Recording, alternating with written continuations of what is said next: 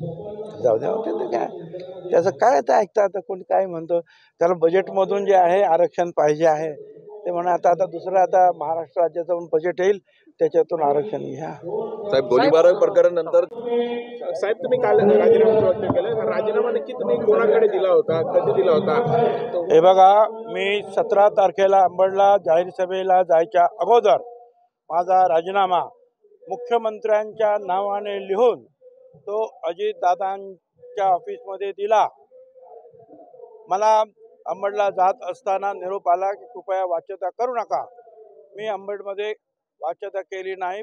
आल्यानंतर मुख्यमंत्री आणि दोन्ही उपमुख्यमंत्री यांनी मला बोलावून घेतलं आणि मग अजितदादांनी सांगितलं की तुमचा राजीनामा जो आहे हा मी यांना दाखवत दिलेला आहे, मुख्यमंत्र्यांकडे दिलेला आहे.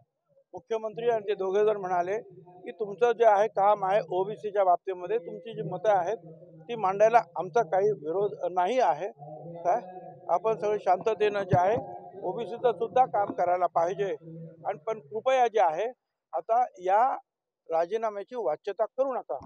आणि मी तब्बल 2.5 महिने जे आहे वाच्यता केली नाही.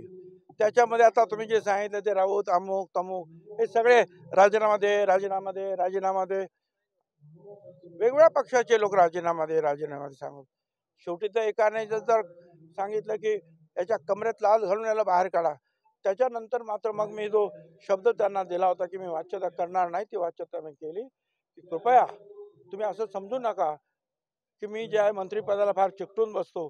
मी 16 तारखेला अगोदर राजीनामा दिला आणि मग 17 तारखेला जे आहे अंबडच्या जाहीर सभेला गेलेलो आहे. अर्थात आता हे जे आहे त्यांना बोलायला काय जात आहे, नाटक आहे अमुक आहे तमुक आहे रोज त्यांना काय बोलायचं ते बोलू दे. परंतु आणि आजही मी तुम्हाला सांगतो काय ज्या वेळेला मी राजीनामा दिलाय तो जिवंत आहे, तो त्यांच्याकडे आहे.